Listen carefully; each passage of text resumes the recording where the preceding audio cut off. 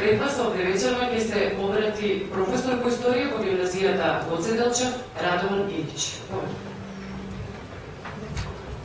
Благодарам и добро вечер. Моје име, прво би сакала да честитам празникот на сите присутни, на сите кумановци и слободолюбиви луѓе. И сега би сакал да во ова прилика да дадем една историска, условно да кажеме, лекција, едно излагање за историска перспектива, што се случувало и како дошло практично до она што се вика ослободување на градот Куманово.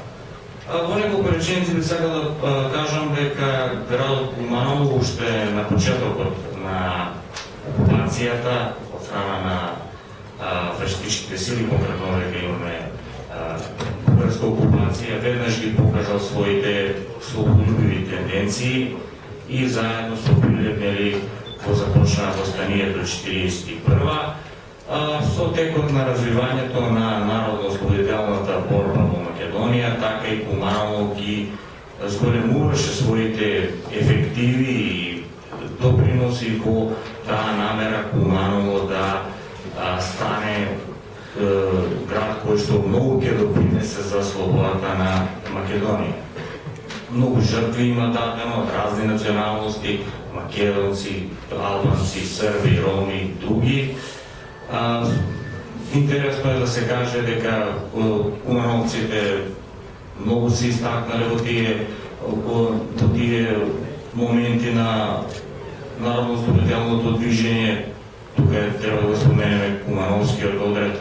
Тоа 1943 кога во јуни е формиран батальонот Јордан Николов, понатаму формирањето на Трета македонска ударна бригада и други бригади кои што биле по составот на Кумановската дивизија. Инаку интересно да се каже за Кумановската дивизија, видите, од 59 дивизии на Народно-ослободителната војска на Југославија, единствено не само целните македонски дивизии 41, 42, 48, 49, 50, 51, Кумановската дивизија е единствена не само од Македонија, туку на нивото на Југославија, што го има оној назив во името на, во основа да го има називот на својот град. Сите други се онака кои ги погледнете: Херцеговачка 29, Шеста Личка, Седма Баниска, Хрватска, Српска и така натаму. Така да тоа не е мала работа да се потенцира, бидејќи нашиот град и околие тука многу допринеле во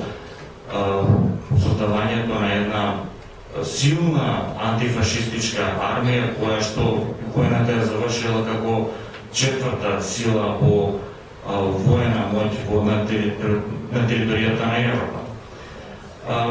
Конкретно за она што се вели како дошло до ослободувањето на град Куманово.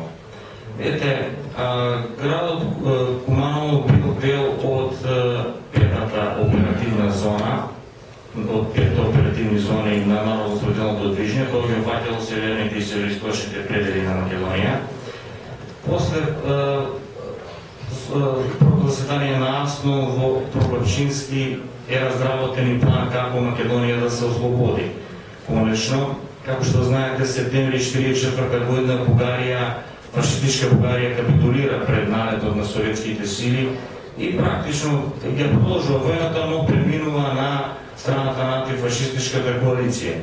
И тука е разработен план каде што заедно единиците на Народно-ослободителното движење и веќе на Народно-ослободителната војска на Македонија заедно со бугарските сега веќе антифашистички сили требале да продрат по североисточните предели на Македонија до градот Скопје. Практично дека имаме сојдество на 16-тиот македонски корпус при Народно-ослободителна војска на Југославија и прва армија при бугарската народна армија веќе. И тие операции започнале некаде 7 октомври 1944 година. Било планирано да траат некаде 9 до 10 дена, меѓутоа од објективни причини, тоа сега се уште да историската наука го разработува, трае прилично долго, до 36 дена, но углавно поради недоволната, да кажеме, недоволната тенденција на исполнување на бугарската армија во своите преземени задачи.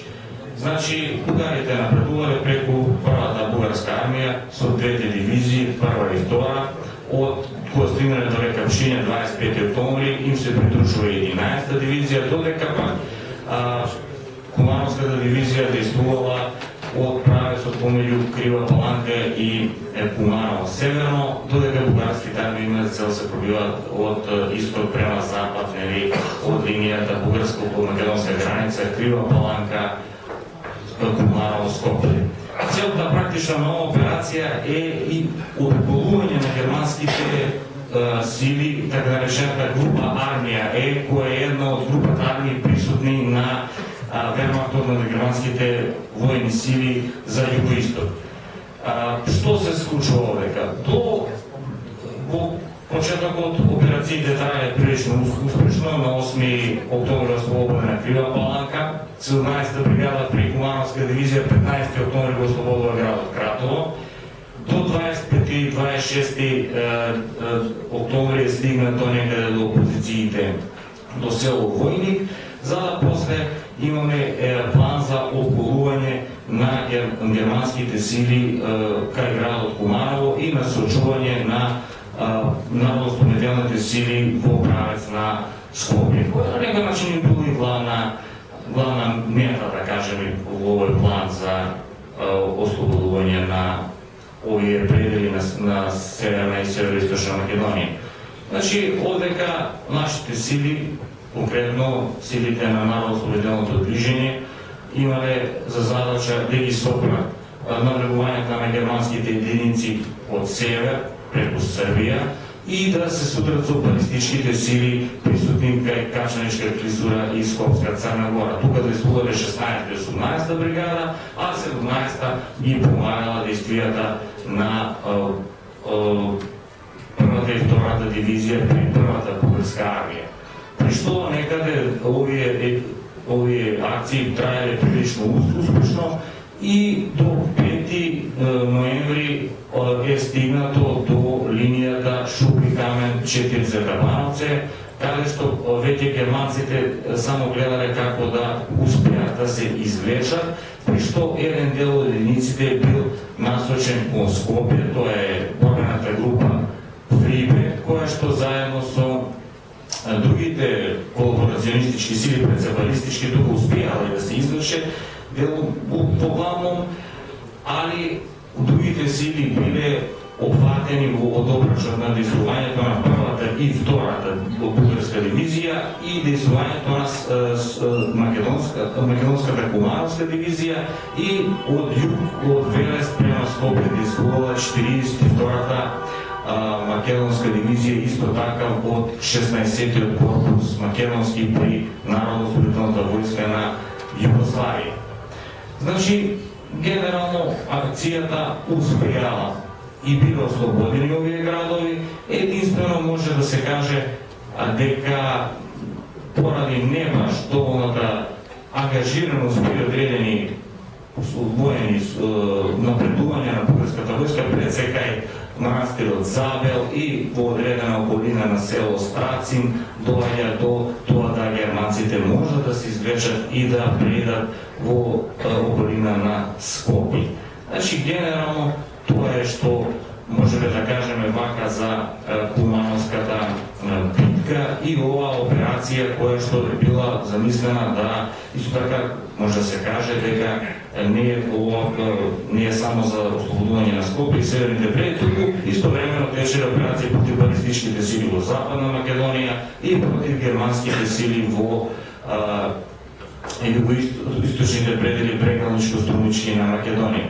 Инаку, исто така може да се наведе дека ова е едно учество на кумановските единици и во една покрупна војна операција, затоа што тука они содействувале и на британските сили кои действувале во Јужна Грција, како и на Советската црвена армија која веќе била присутна во Војводина и Шумадија и напредувала накај Централна Европа